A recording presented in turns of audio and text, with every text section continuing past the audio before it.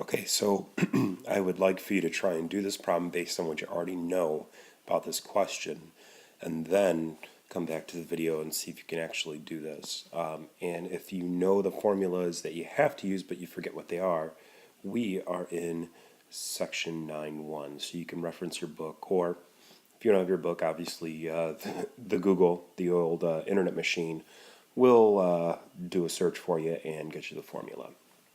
So pause the video, see if you can do it. Play the video if you're having difficulty. Okay, so to the right you're going to see, first off, we need the midpoint and distance formulas. I have the midpoint formula listed here and the distance formula listed here. The distance formula is also a variation of Pythagorean theorem. Let me erase that. In which we have a squared plus b squared is equal to c squared. And so this first portion right here is the distance between x's plus the distance between the y's. We add them together and then we take the square root. Pythagorean theorem is much easier to work with because we're dealing with vertical and horizontal lines of a triangle, and so we just look at the distance of the base or the height of the triangle. We don't have to worry about subtracting or anything like that, but they're the same thing.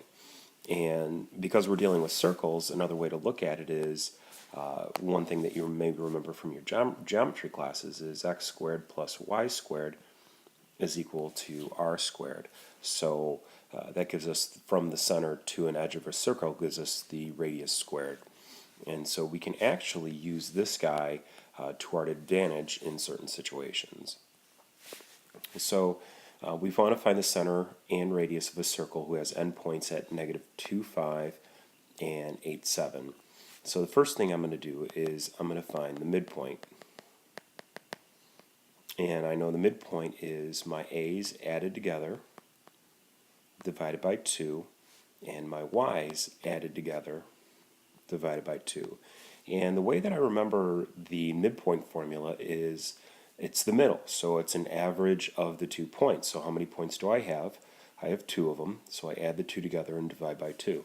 It's just an average. Go ahead and calculate this out, and we're going to get the center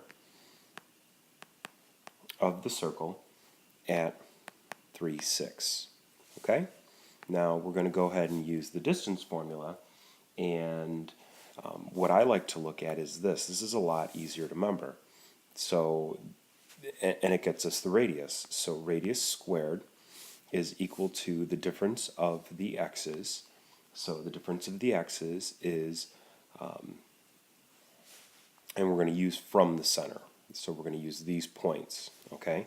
And I can use any endpoint that I want. I'm going to use this one right here. So I do 8 minus 3 squared plus 7 minus 6 squared. So r squared is equal to 25 plus 1. So r squared is equal to 26, and I can take the square root, and that is going to give me, let me move that down,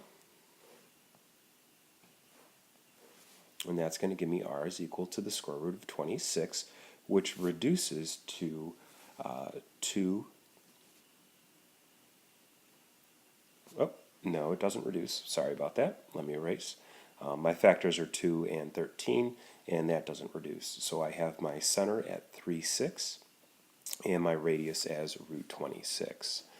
So basically, rather than remembering the distance formula, I just use Pythagorean theorem, but knowing that I have to find the distance between the x's.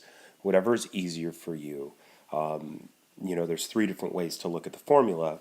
I find that remembering this is a little bit quicker.